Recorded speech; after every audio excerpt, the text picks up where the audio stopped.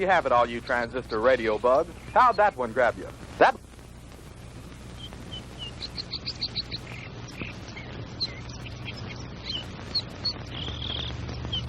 Howie, for heaven's sake, it's almost dark.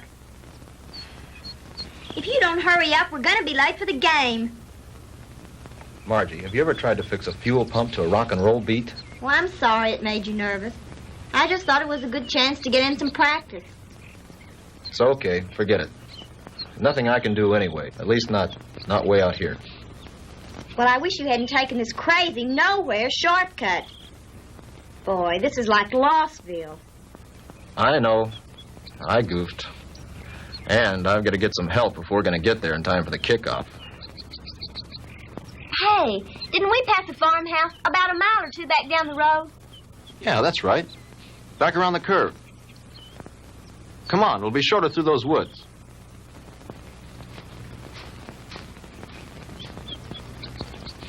Oh, Howie, look. I don't think we ought to go on that property. Look, you want to get to the game, don't you? Of course I do. Then come on.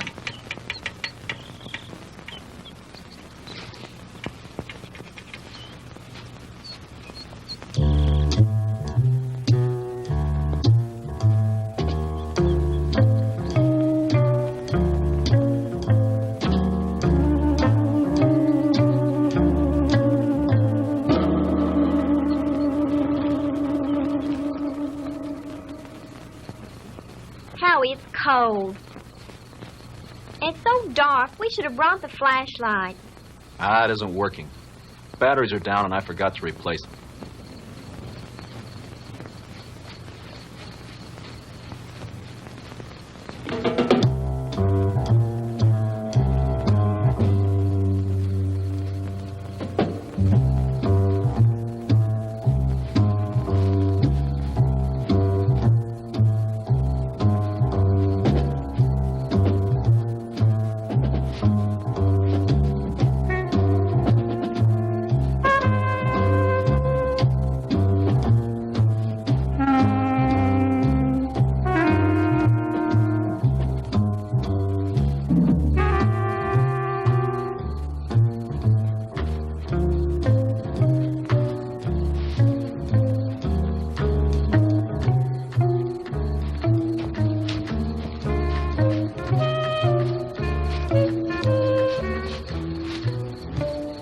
Like we've been walking for hours.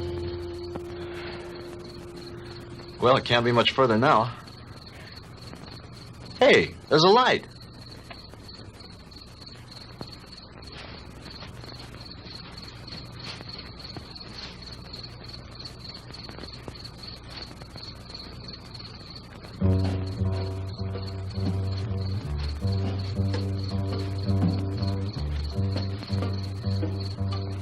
Huh. That's strange. Campfire way out here in the middle of the woods and nobody around. Kind of creepy, isn't it? Yeah. Hold it right there, both of them. Hey, Dad, what are you made up for? I mean, what's the bit? Hey, now, don't point that thing at us. It could go off. Come on now, who are you guys? What kind of a joke is this? I mean, out here in the middle of... Joke, boy? You think this is a joke? Howie, I'm frightened. Look at him. It's got to be some kind of a gag. This can't be for real. Howie, what's it all about? I don't know. Honey, do as I tell you. You edge around behind me. Tell me between them and you. Then run like the devil. Howie, not alone. Do as I say. What are you two young'uns doing out here? Quick, don't let them get away! Run, Margie! Head for the car! Stop, boy! I'll shoot!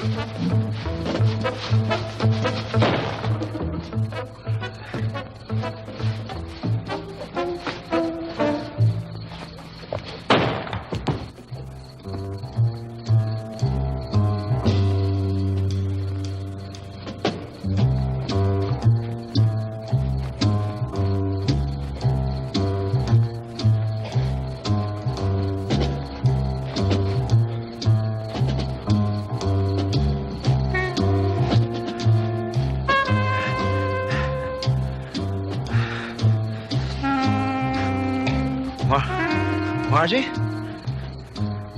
Margie?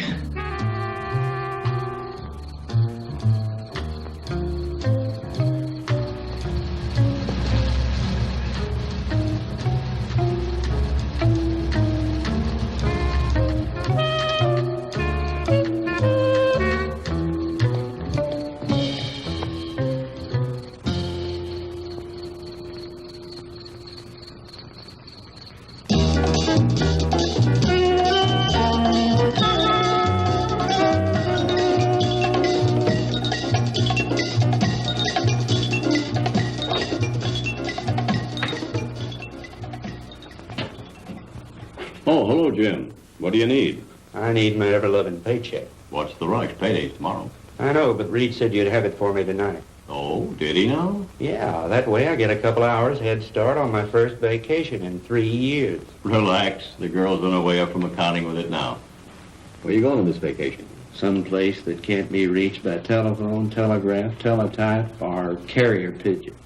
You don't think we'd interrupt your vacation now, do you? Why not? You guys did it for the last 2 years. Jim, nice story you turned in. Well written. Had a lot of fun. When he talks like that, he wants something. As a matter of fact, there's one little favor I'd like to ask you to do before you leave. Uh-oh. Here it comes. As a matter of fact, here it is. The accounting department is certainly coming up with much more interesting figures lately. See you guys. Oh, come on, Jim. Now, this will just take a few minutes. Not much out of your way. All you have to do is get a few details and phone them in from there. From where? Carver Street Hospital. Murphy called in from police headquarters, and some college kid was brought in with a gunshot wound. Here's his name. Why doesn't Murphy cover it? He's on police tonight. He's busy on the cat burglar story. Who shot the kid? That's what I want you to find out. May not be anything in it, but you never can tell. Okay, I'll do it. But afterwards, I'm leaving for my vacation. Definitely, irrevocably, and finally. Do you read me, Great White Fathers? Only too clearly. Have a good time. I intend to.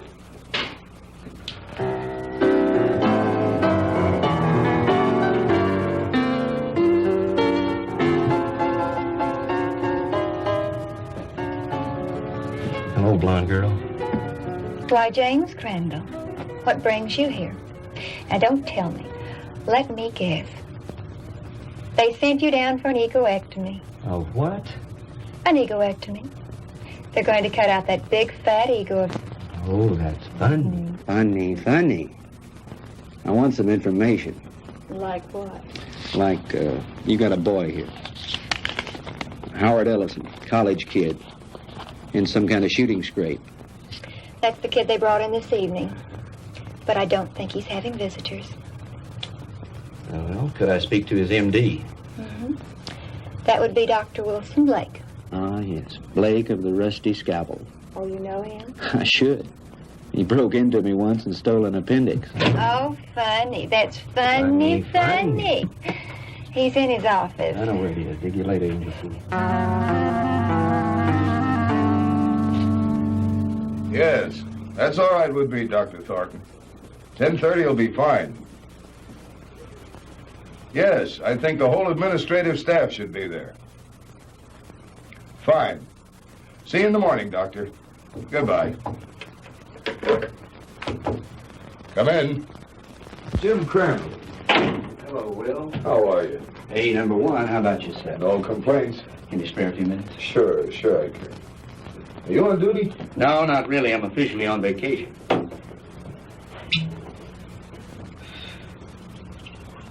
Soda? Just straight, thanks. I bet you're here for a story on that Ellison boy. Good bet. Sit yourself down. So are some friends of yours. They left about an hour ago. Uh-oh, the local gendarmes, no doubt. Right. Lieutenant Poitain and a couple of his men. They talked to the boy for about an hour and then finally... Wait a minute. Talk to him? You mean the Ellison kid's able to talk? Sure, he wasn't hurt too badly. The bullet didn't enter any of his vital organs. But the nurse said he couldn't have any visitors. Well, he can't. At least not now. He was too tired after that session with Partain. I want him to get some rest.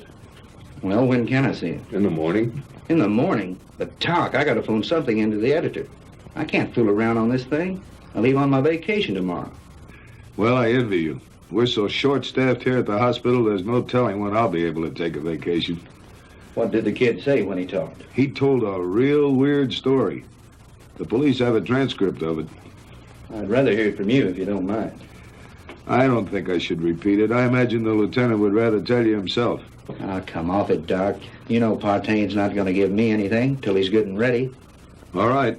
All I can do is repeat what the boy said. But I'll warn you, you won't believe it. Suppose you try me. Well, this Ellison kid is a student at the university, a cheerleader, an honor student, an all-around popular kid. Early this afternoon, he and this co-ed... Co-ed? You mean there was a girl with him? Yes, one of the majorettes from the band, a girl named Margaret DeMar. DeMar? Couldn't be related to Sandy DeMar, the nightclub thrush. As a matter of fact, yes, her sister. Well, that adds a dash of color. What about the girl? I'm getting to that. Now, do you want to hear this story or not? Okay, go ahead. Well, early this afternoon, they left the university on their way downstate to that night game against Southern Tech.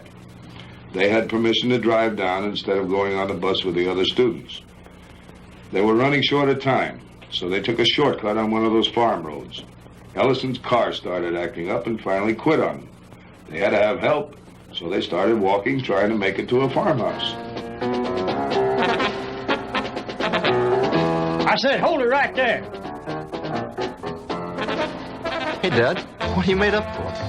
What are you two young'uns doing out here? Quick, don't let him get away! Run, Marjorie! Head for the car! Stop, boy! I'll shoot! He started running, and that's when he got shot.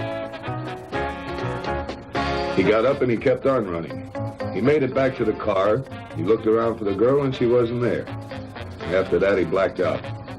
A passing motorist picked him up and brought him in, and that's the story the way he told it.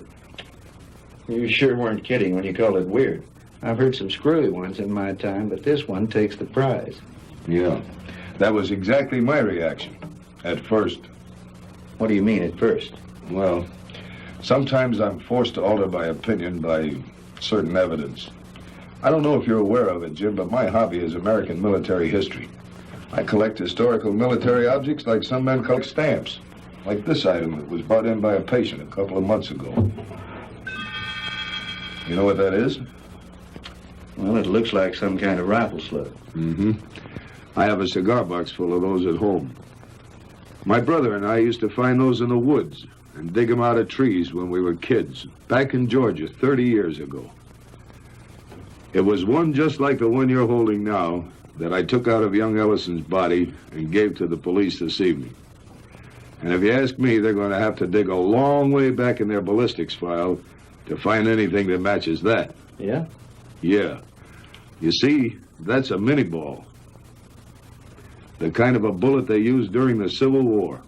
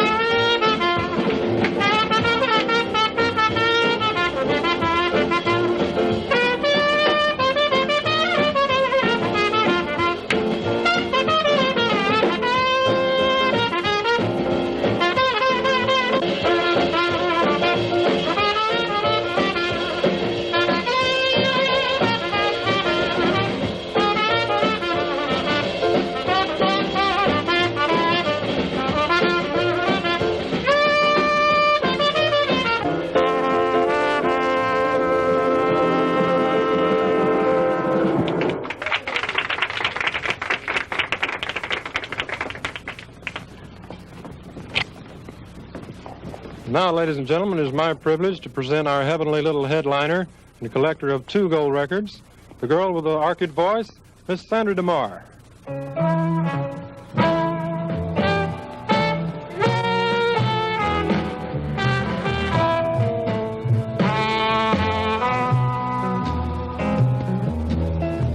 Go on away and leave me alone. I want to be by myself when I cry. And there's gonna be some crying, 'cause I just told my baby goodbye. Get out of here and leave me alone. I don't care whether I live or I die, 'cause my life's already over. It ended when you told me goodbye.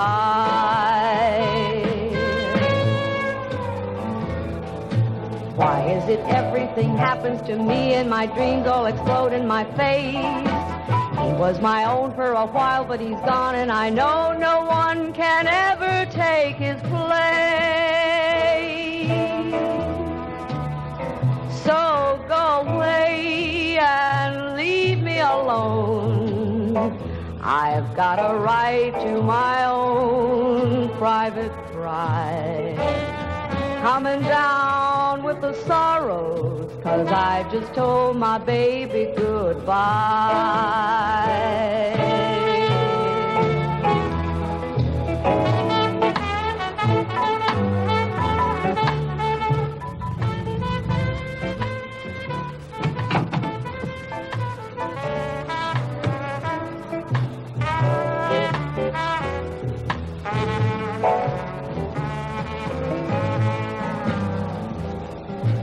Why is it everything happens to me and my dreams all explode in my face? He was my own for a while, but he's gone, and I know Good evening, no Lieutenant. one. Evening, Ramon. No Is this visit official? Oh, there's nothing to worry about. We'd like to talk to Miss DeMar when she's through singing. Will you give her something while you're waiting? Thank you, no, we're on duty. Leave me alone. I've got a right to my own private cry. I'm coming down with the sorrows, 'cause I just told my baby goodbye.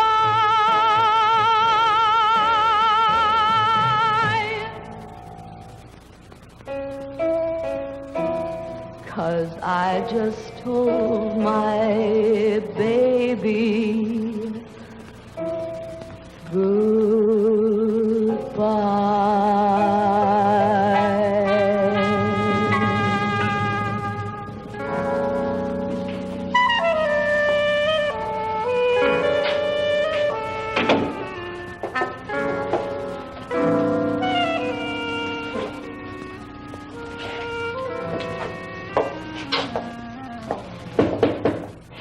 Yes. Sandy, are you decent? Yes. Two gentlemen from the police department want to talk to you. Police? Yes, Miss DeMar. I'm Lieutenant Partain, and this is Detective Lasky. We're just making a routine investigation. Have you heard from your sister this evening? Margie? Why, no. Why do you ask? Well, we just thought she might have called you. You see, we have reason to believe she may be missing. Missing? I don't understand. She's at a football game in Stephenville with Howard Ellison. I'm afraid not, Miss DeMar. Maybe you'd better sit down and let me tell you all that we know about it so far.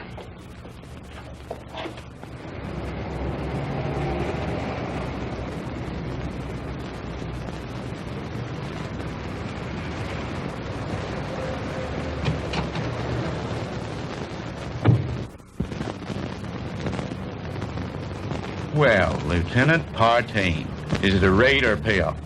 Lasky, we got the Walter Winchell of the Boondocks again. You been talking to the DeMar girl? So you know about it already? Yeah, but not enough. Can you fill me in? At this point, you probably know just about as much about it as we do. Why don't you stop by the office in the morning when we had more time to work on it? Oh, come on, Fred. Can't you give me something tonight? I start my vacation tomorrow. Good fishing.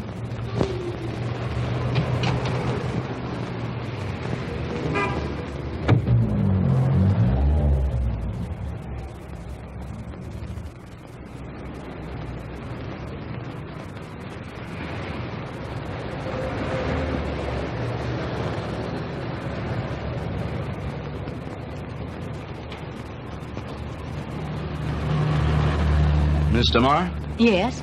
I'm Jim Crandall with the Sentinel. Could I talk to you a moment?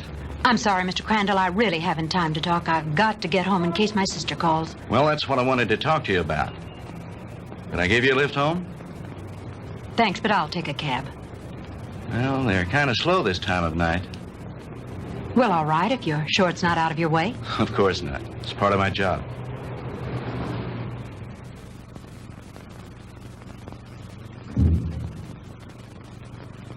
What's the matter? Mr. Crandall, I'm too upset to go home. You know my sister's missing.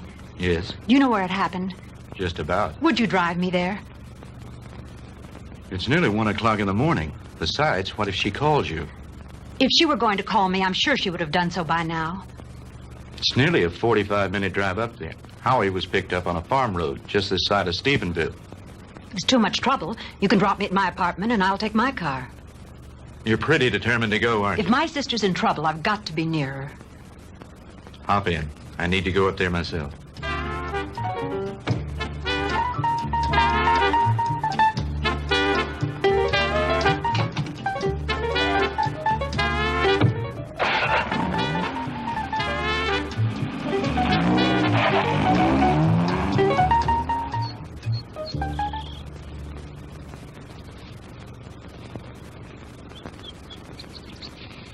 Lieutenant, we checked that house from top to bottom.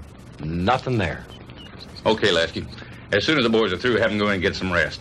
We've done everything we can do here. Maybe the sheriff and his bloodhounds will turn something up. Right.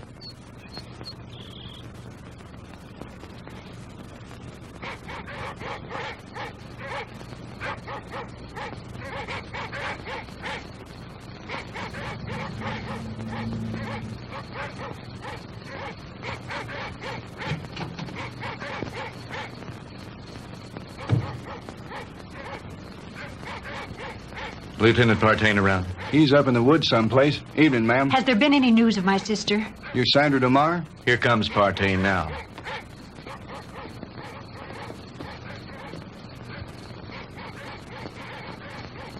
Lieutenant, have you found her yet? I'm afraid not. Crandall, what'd you bring her out here for anyway? I made him bring me, Lieutenant. Can you tell me anything about Margie? No, ma'am, I think you both made a trip out here for nothing. Why don't you go home and get some sleep? He's right, Sandy. You should do as he said. Jim. Somewhere out there in that horrible blackness. It's my sister. Those dreadful dogs. They sound so terribly ominous. Oh, Jim. Come on. We'd better get back.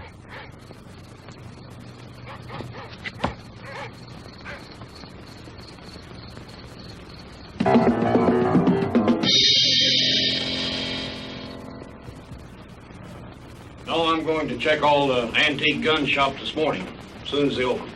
How about the kid's parents? You come and contact them? Lieutenant, Ellisons live in Denver. I tried all night to call them, but they weren't home. How about a cup of coffee, Jim? Yeah, black. What about the kids at the university? Ellison's fraternity brothers. I talked to everyone in the dorm. They like him. What do his professors say about him? Bright, popular boy. Good scholastic records. Level-headed, down to earth.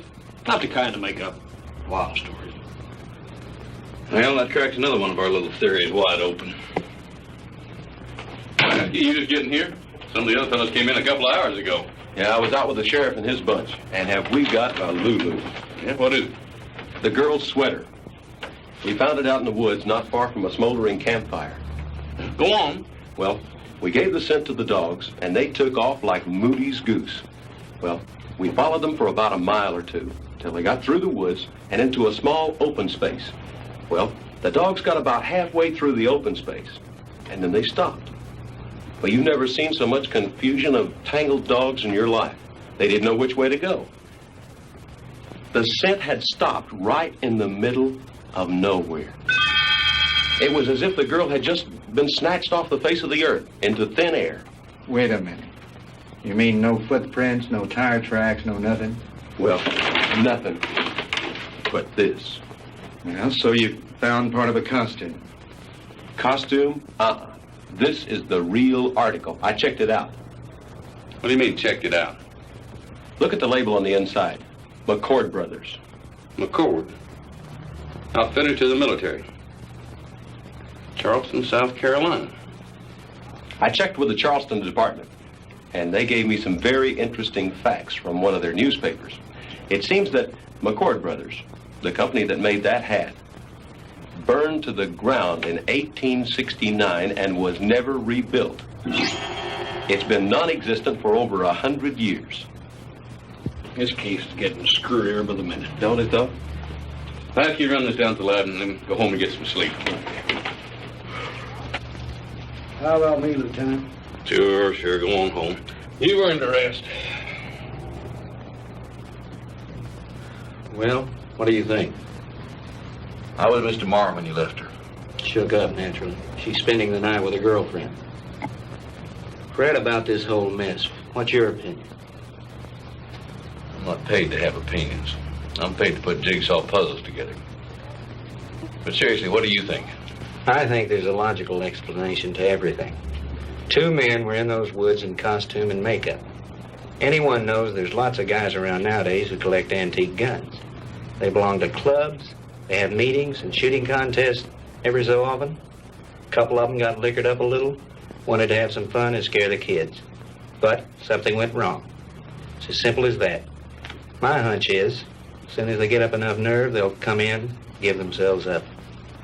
It's a nice theory, Jim, but what happened to the girl? Well, your guess is as good as mine. Jim, you know, this whole thing is, well, it's spooky. Reminds me of something that happened in Germany in 1945 towards the end of the war. Yeah? What was that? Our outfit liberated a small concentration camp near the Alsatian border. When we took it, we expected to find the usual half-starved, ragged inmates. You can imagine our surprise when we were greeted by about 50 young people, all a picture of perfect health. That sounds a little hard to believe after all I've read of Dachau and Auschwitz. Well, that's what made it hard to figure. Here were these kids, none over 21 and some as young as 5, living in apparent luxury. Good food, complete recreational facilities, no forced labor. Reminded me of a bunch of calves being fattened up for the kill. You mean there were no old people in the camp? There were a few, but not alive. We found their bodies in the rooms next to the ovens. Apparently, we'd taken the camp so fast they hadn't had time to dispose of the bodies. But before they left the night before, they blew up the largest building in the camp. It was some sort of a laboratory. And inside, amidst the rubble and blown into a million pieces, was the screwiest piece of machinery I've ever seen. Some sort of a crazy electronic apparatus. And half buried underneath it amidst the rubble, still strapped to a table, was an old man. Just barely alive. Our medics tried to save him, but they couldn't. Now, here's the weird thing. This is the part we could never understand. In trying to identify him, we checked the camp records with the prison number tattooed on his arm. According to those records, that old man should have been an 18-year-old boy. What about the other bodies? Same thing. Their numbers indicated they all should have been kids. What type of experiments were they conducting there? We never found out. Even the young inmates weren't aware of why they were there. They never found the commandant of that camp to bring him to trial with the rest of the Nazi brass. His name was Ernst von Hauser. Did you ever hear of him? He was a German physicist, a contemporary of Einstein's.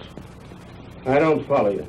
You mean you think there might be some connection between all that and what happened here last night?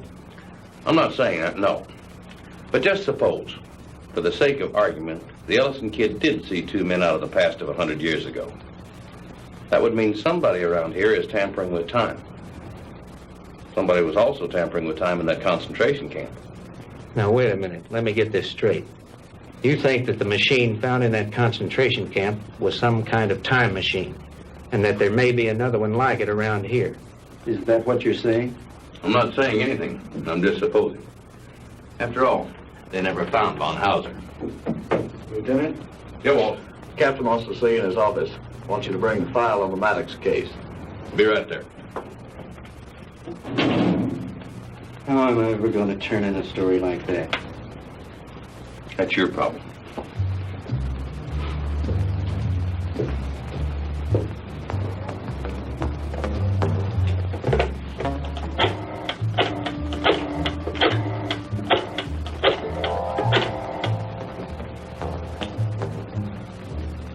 Hello? Give me the city desk. Hello, Reed? Crandall again. Would you tell Shaw I'd like to postpone my vacation and stick with the Ellison story? Yeah, that's right. You know that Pulitzer Prize you're always kidding me about? Well, if this thing turns out to be what it looks like, I just might win it. No, nothing new at the moment. I'll keep you posted. Yeah, I've got a little research to do in the library. Then I'm going to the hospital to interview the kid. Right. Talk to you later.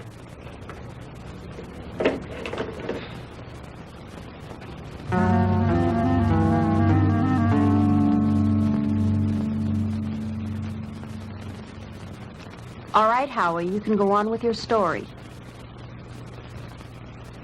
That's about it, Mr. Crandall. I remember reaching the highway, and Margie wasn't there. And then I blacked out, and the next thing I knew, I was here at the hospital. And you really don't think, Howie, that those guys were just a couple of kooks in Civil War costumes? Mr. Crandall, I don't know how to explain it, but I got the distinct feeling that these guys were for real. I mean, like something straight out of Gone with the Wind. Howie, what's your idea of what happened to Margie? Do you think these two guys grabbed her? I don't know, Mr. Crandall. I don't know. That's what's bugging me out of my skull. Nurse, is Mr. Ellison awake? Yes, he is. He has another visitor, but you can go on in. Thank you.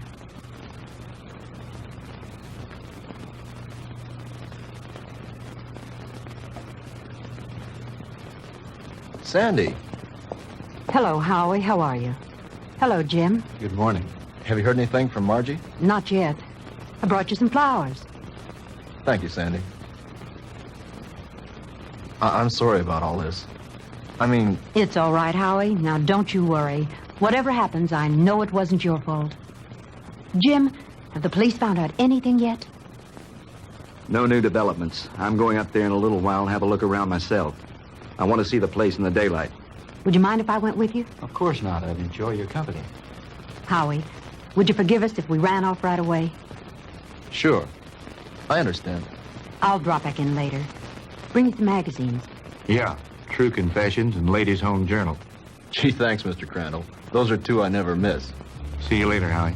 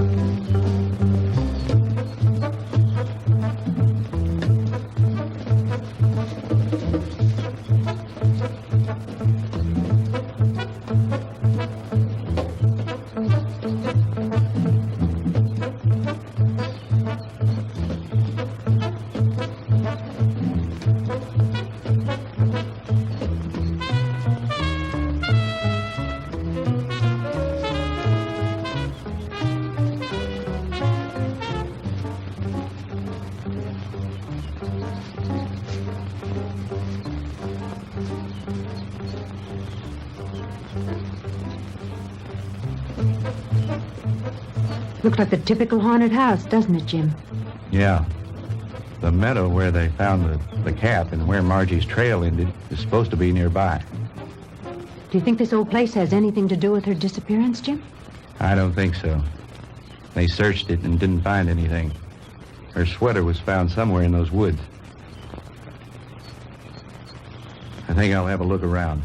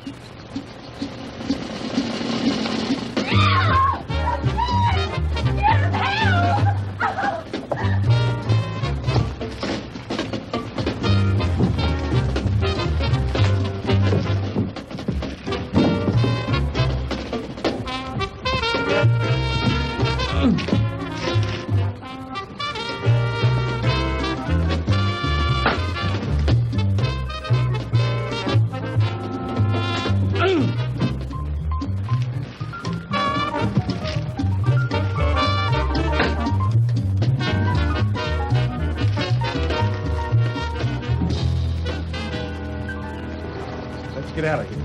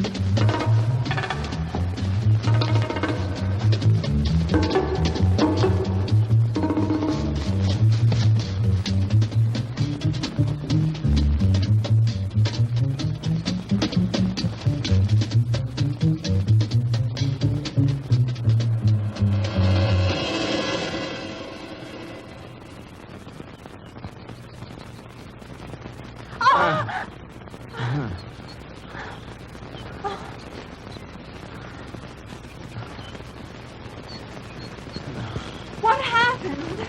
I don't know, but we better get back to the car.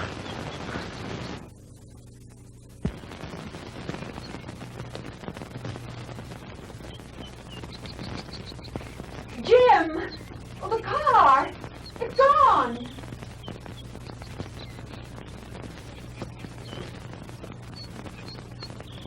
Jim, someone must have stolen it. I would have heard the motor start up. Besides, I had the key in my pocket. Well, this must be the wrong place. This isn't where we left it. This is where we left it, all right. But it looks different here. There are more trees than there were before. And that fence, that wasn't here when we came down the road. And the barbed wire fence is gone. Jim, we're lost. I don't think so. At least, not the way you mean. Jim, I'm frightened. It's all right. Let me think a minute. This road was paved, and now it's dirt. And there isn't a telephone pole in sight. I know. Jim, what is it? What's happening? I don't understand it. Where's the car? Where are we now? Jim, I know you know what's happening to us, and you won't tell me. And why not? What's going on? Fantastic. Incredible. I never really believed it. Tell me what's happening. Sandy. What's going on? What dreadful thing Sandy. is happening? Tell me. It'll be all right. Everything's going to work out. But we have to keep our heads. I believe our best bet is to follow this road and see where it leads. Come on.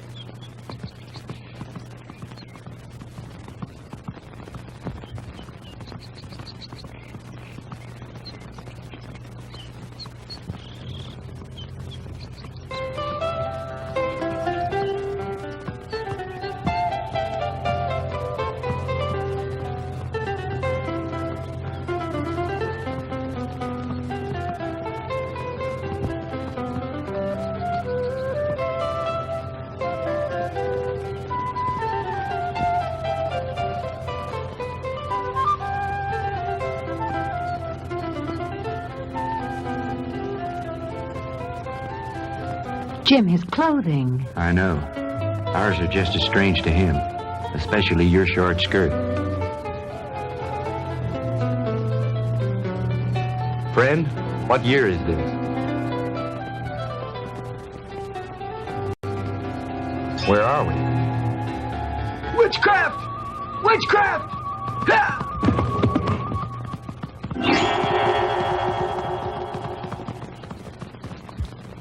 Jim. Honey, I don't know how to explain it, but somehow we've been set back in time. But Jim, that's impossible. Impossible. I know it's supposed to be impossible, but it seems to have happened. Well, let's not try to figure it out now. We've got to get somewhere to find some help. Some way.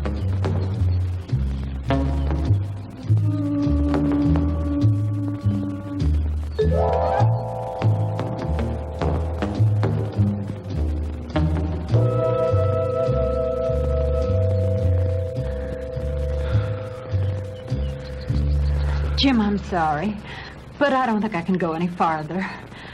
I simply have to rest. All right. We'll stop for a while.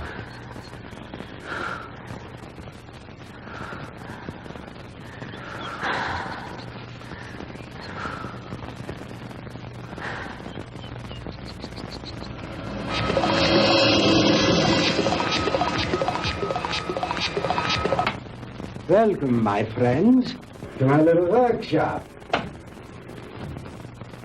Do not be alarmed or cause unnecessary commotion. You are in no danger. At least, not for the moment. Won't you please step out?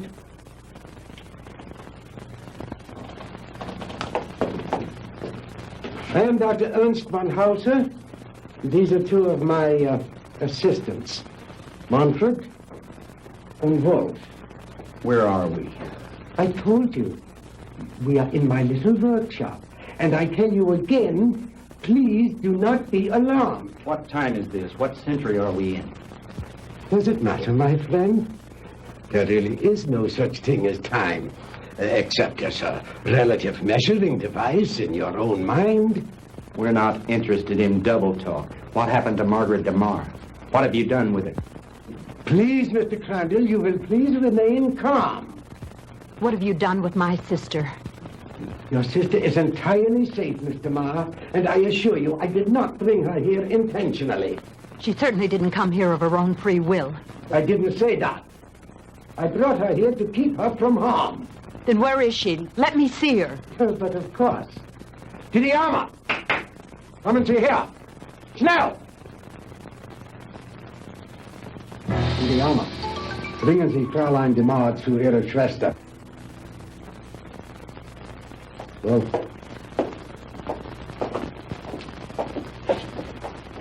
no need for alarm, Mr. Crandall. She'll be all right.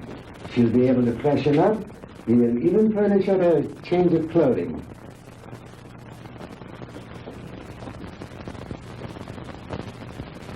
I notice you were intrigued by my servant girl, Didiana. And well you might be. just a few thousand years ago. She was serving in the court of Tutankhamun, one of the great pharaohs of Egypt. And now she is serving me. Quite an experience, is it not? This is like a fantastic nightmare. I don't understand any of it. How did you get Margie here? I was conducting an experiment with a pair of gentlemen from the past. When the girl and her boyfriend wandered into the machine's field of materialization and encountered them. They shot the boy.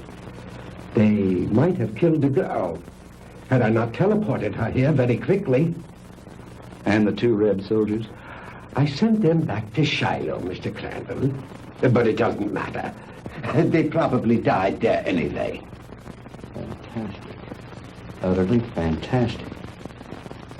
Tell me, Doctor, why did you send Sandy and me back to 1789? I admit I took advantage of you to conduct a little experiment.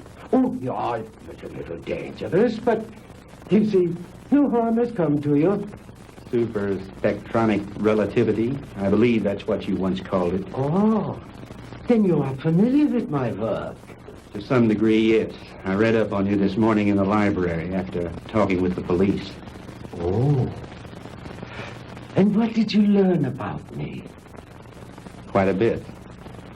I know of your early career and some of the brilliant discoveries you made in the field of physics, and that you were expelled from the International Congress of Physicists because of your theories.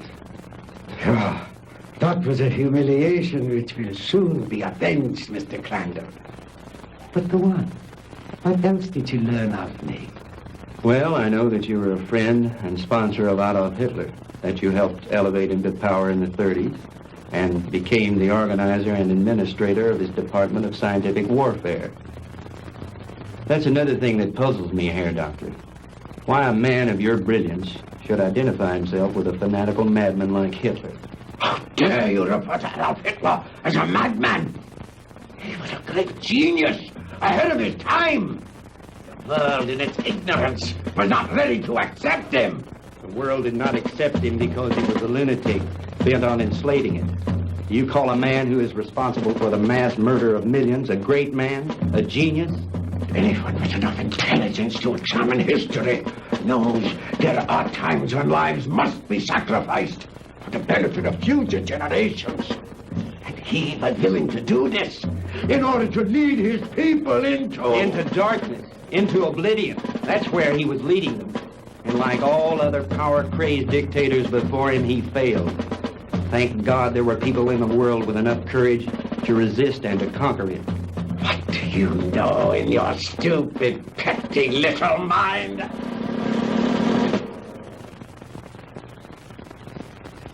You will forgive me, Mr. Crandall, for my outburst of temper. You are, of course, entitled to your own opinion, for whatever small purpose it may serve you. Let me enlighten you, Mr. Crandall, on a few things of which you and the rest of the world are unaware. Blame for the loss of the war cannot be laid to Hitler or his doctrines. It was I who failed him. Me and the General Staff. He called for weapons, super weapons, to turn the tide of war in those last few days. Because of my inability to deliver those machines soon enough, we were defeated. It might interest you to know that during those last few months of the war, we had almost perfected weapons so far in advance of anything that had gone before them as to make modern warfare in all its forms completely obsolete. Oh, if we had only had time for further experiments. I know of some of your experiments, like the ones carried out in a certain concentration camp. Oh, then you know about the aging machine. Yeah, they had almost perfected that one when the war ended. Oh, but that machine was one of the more primitive devices. like the jets and the rockets that we reviewed so briefly. We were in the final stages, Mr. Crandall, of perfecting weapons that were truly astounding and against which you would have had no defense. A cannon that killed with sound waves, yet was completely silent. A giant generator gun that could electrocute whole armies in the field. Oh, and more, many more. We'd have only had a few more months to perfect those weapons. We could have plucked victory from the jaws of defeat. The Third Reich would have endured, not for 1,000 years as the Fuhrer dreamed, but forever. But the fact is that you failed, Herr Doctor. Failed and lost. But you are forgetting one thing, Mr. Crandall. That was 20 years ago. Since then, I have perfected and even improved on my original weapons. And we have conquered time. Dr. Einstein's so-called fourth dimension. Hitler will return, Mr. Crandall, and soon. Your victory was but a temporary one.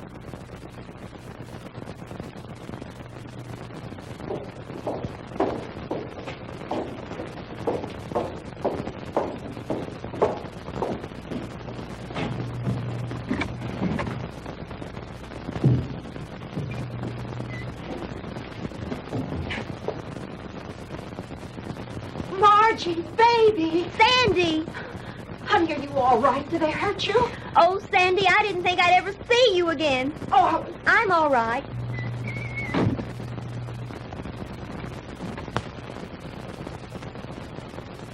Let us out of here.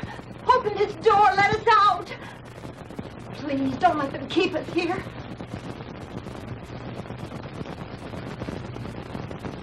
I have my own underground atomic power supply. Here are the master controls, and here are the selectors. With this dial, I can control the century I wish to deal with. These other dials, of course, are for the selection of the year, the month, the day, even the hours and minutes, and even seconds. These are the acceleration switches with which I can control the velocity or speed of the passage of certain relative segments of time, just as you would increase or decrease the speed of an automobile. Is that too difficult for you to grasp, Mr. Crandall? Frankly, I'm beginning to doubt my sanity. You needn't. After all, there are very few people in the world who can understand even Dr. Einstein's theory of relativity. And my theories go far beyond his. But you are an intelligent man, Mr. Crandall. Perhaps I can explain it a bit more simply.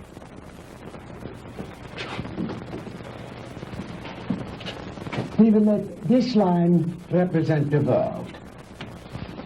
With a line here to represent the equator, and a mark here and a mark here for the north and south poles. If an aircraft starts here, this side of the equator, and starts going up and up and up, it is going north, toward the North Pole. But the instant it passes over the pole, it is no longer going north. It is going south. And yet, it has not turned or changed its direction in any way. Now, that is the simplest way I know of to make you understand how my theory of superspectronic relativity was first developed. It has long been established that time and space do not exist except in relation to each other. Therefore, they are inseparable, indivisible, a space-time continuum. The faster we travel in space, the faster we travel in time. Now, let me use this short vertical line to represent an instant of time, on this horizontal arrow to represent velocity or speed. Now then, scientists have long held that light is the top limiting velocity in the universe. In other words, there is nothing in the world faster than light. And yet it is known that beta particles ejected from the nuclei of radioactive substances can attain velocities up to 99% that of light. Now, I have always based my theories on the premise that there is no limit to space. The universe is limitless. Well, if there is no limit to space, then there is no limit to time, and no limit to velocity. Therefore, I thought there must be something in the universe that was faster than light. The years of frustration and failure before I finally had to submit to the one irrevocable fact: there is nothing in the universe faster than light. But I discovered a new ray in the spectrum with a wavelength infinitely shorter even than that of the cosmic ray. This ray I called the minus ray. I'm afraid you lost me, Doctor. Well, in other words, while I discovered that the velocity of light is indeed the top velocity in the universe, that velocity need not remain constant. I discovered that through minus rays, velocity could actually be accelerated. And let me illustrate in this way. This line represents an instant in time. An instant, that is, in relation to our immediate vicinity in space. Now, if you enter a dark room or flip a switch, that room is instantly flooded with light. That is because that light, traveling at its great velocity, takes hardly any time at all to cover that small area of a room. It is immediate, instantaneous. Now, if that light had traveled any faster, it would have come on before you flipped the switch. Are you beginning to understand? I think so. Fine. Now then, just as I illustrated a moment ago, with the airplane flying up over the world, heading north until it passed over the North Pole, then its direction became south. The same thing is true, in a sense, of time. If the velocity of ordinary light, represented by this arrow, should be accelerated, then it will pass beyond the instant, represented by this vertical line, and no longer be moving in the direction of the future, but it will be moving in the direction of the past. It will no longer be going forward in time, but backward. The greater the velocity, or I should say, the greater the acceleration, the further back in time it will travel. In other words, if a guy left New York for Los Angeles and traveled fast enough, he'd get there before he started. You joke, Mr. Crandall, but crudely expressed, that is exactly what would happen. Why are you telling me all this? To impress upon you the superior scientific knowledge that we possess, my friend, and to illustrate why we would have won the war if we had only had a few more months. We were the slaves of time then. Time was our master. But I have changed all that. Now we are the masters, and time is our servant. Ah, you Americans are an egotistical, arrogant lot. How proud and superior you felt as you strutted through the ruined streets of our cities. The proud conquerors claiming the spoils of war. is only temporary, my Yankee friend. Soon Hitler will return. We will rewrite history. And the Third Reich will endure. Not for 1,000 years or 100,000 years, but forever. Immortality. The age-old dream of man is ours. The rest of the world will fall at our feet, and we shall rule for all eternity. Oh, good. Did you make the young ladies comfortable? Jawohl, Herr Doctor. And Manfred, did you see that Mr. Marr had a change of clothes? Jawohl. Good. The lecture is over, Mr. Crandall, and you look tired. If you will follow Manfred and Wolf, they will show you to your quarters. We weren't planning on staying. We want out of here now. I'm afraid that is impossible, Mr. Crandall. I must insist that you accept my hospitality. Now, wait a minute. Get your hands off me. Let go. Hornhauser, you can't get away with this.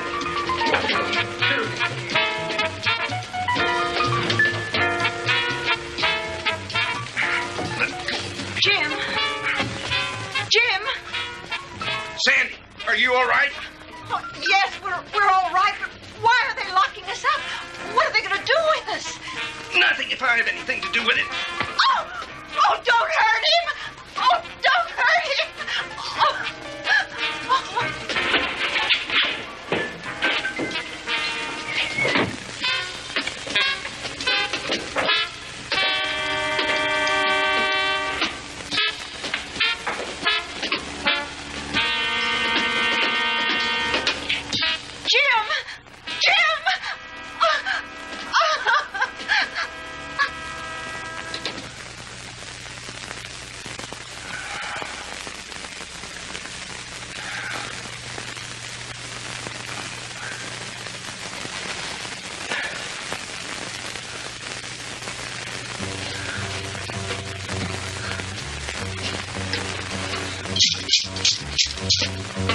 Sandy! Sandy!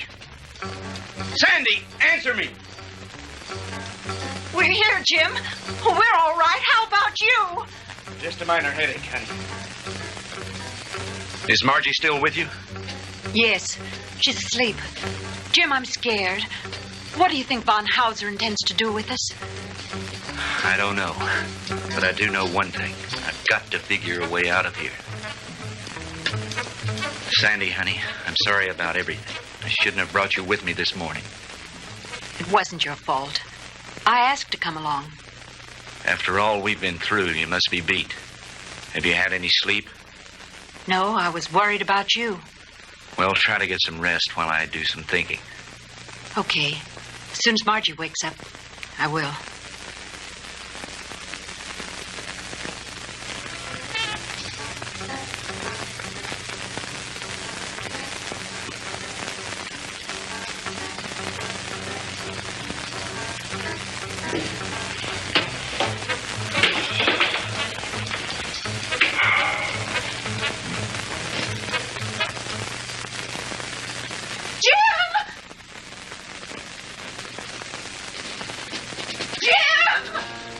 Sandy, what is it? I don't know.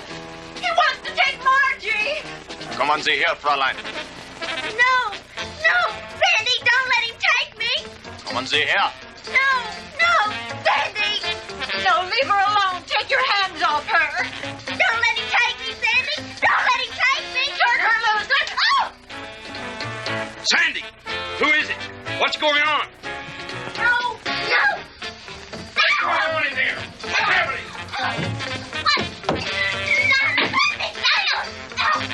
What is it? What are you doing? Where are you taking her? Margie.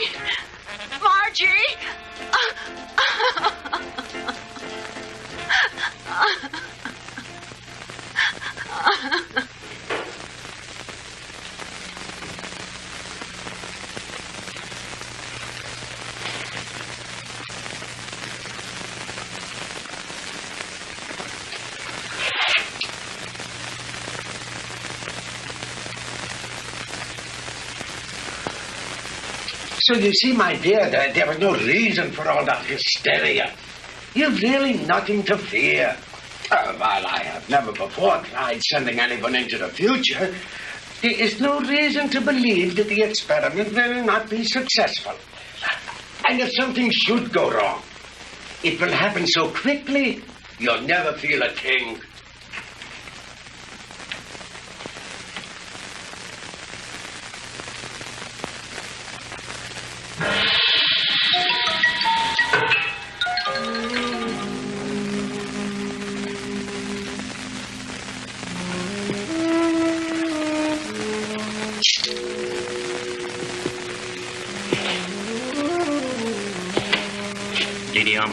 It is time you eat now.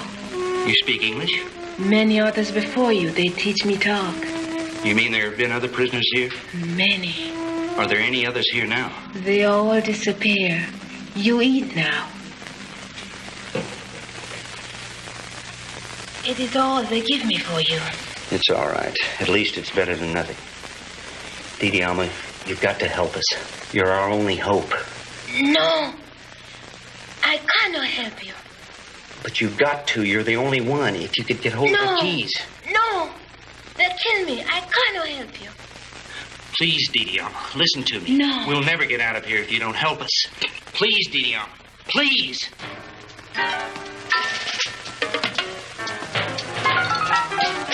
I bring you food. You eat. Thank you. Sandy, see if you can persuade her to help us. It may be our only hope. Someone come. I must go now.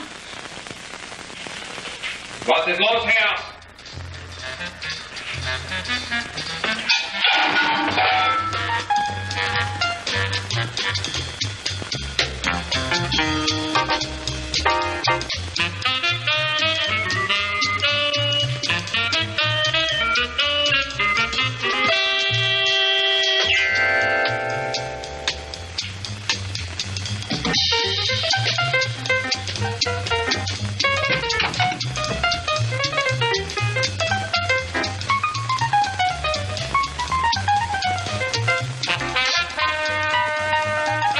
Stay away from me.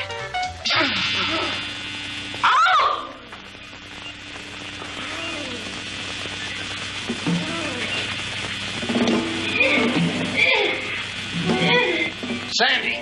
Sandy! Sandy!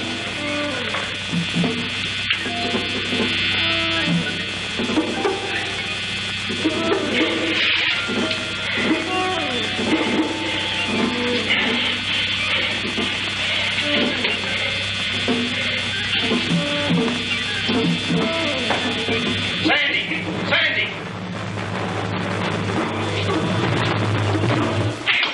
Sandy, are you all right? Sandy, can you hear me?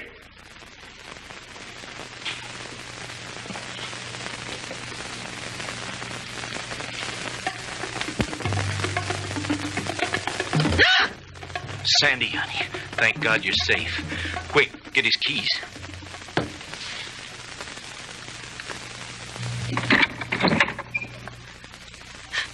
Oh, Jim, it was awful. He strangled her. It's all right, honey.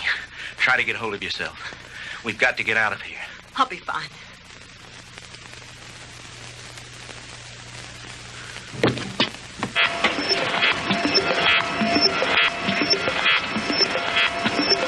I told you, Mr. Maud, this struggle is useless.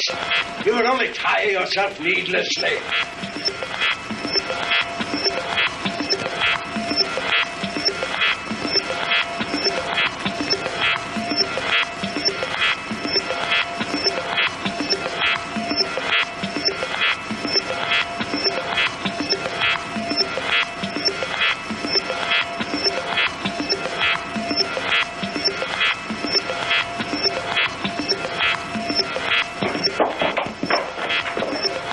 Got that machine on you.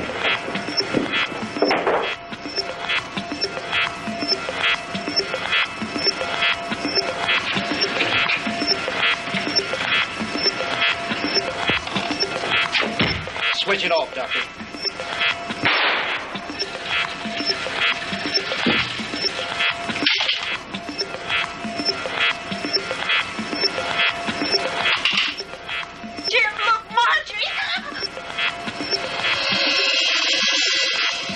machine, Doctor. Bring her back. I cannot guarantee that, Mr. Crandall. I have never experimented with the future before. You insane, sadistic. If you don't bring that girl back, I'll empty this gun into that warped brain of yours.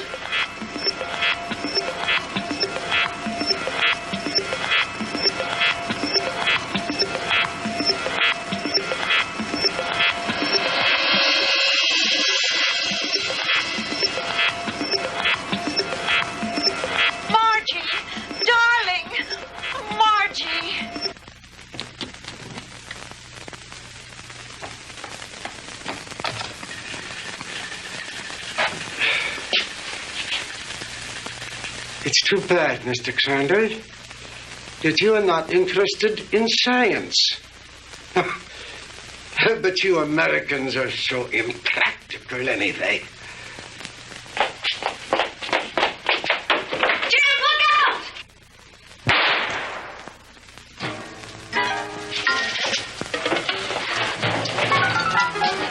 Just don't you try anything, Bunker. Don't try any. That should cut down on your time travel, my good doctor.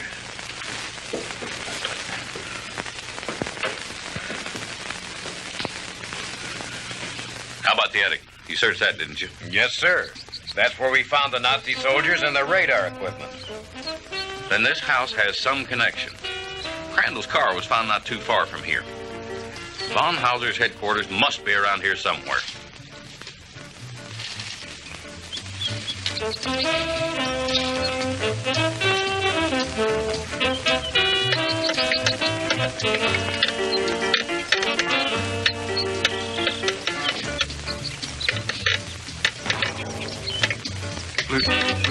Lieutenant?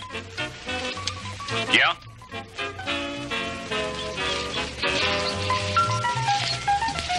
What is it, Finley?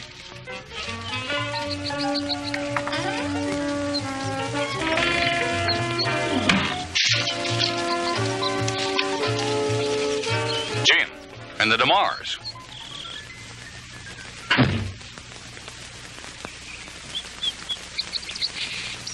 Where in the devil did you three come from? Von Hauser's country place, Fred. We spent a very interesting night there. Where is Von Hauser? Down there in his laboratory. Listen. What's that sound? That's the machine. You'd better stop it before he gets away. Lasky, you come with me. Finley, you stay here with them. What machine? The time machine. The what machine?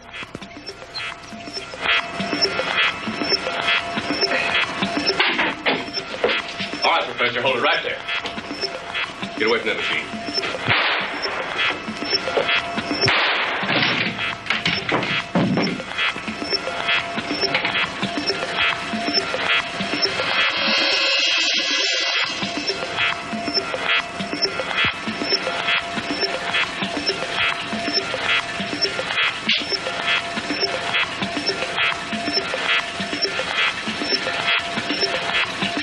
If I hadn't seen it with my own eyes, Lieutenant, I wouldn't believe it. I know. Lasky, if you ever tell anyone what I'm about to do, I'll have your job so help me. Is that clear? Lieutenant, I ain't seen nothing. Well, I don't know what makes this contraption work, but I think I know a darn good way to shut it off.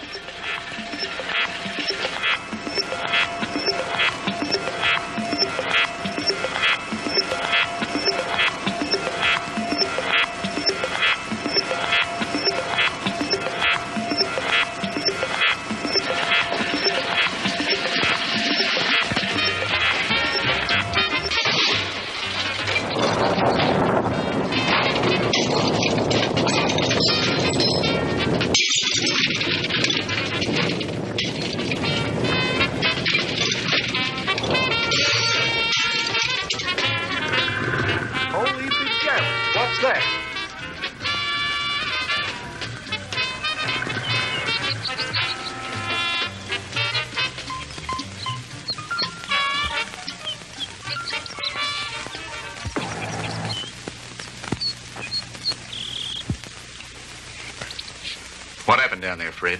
Forget it. Finley, call Miller at headquarters. Have him send some of the boys out. Are you two all right? Everything's fine. Thank you, Lieutenant. Why don't you take the two ladies home? Come on, Lasky.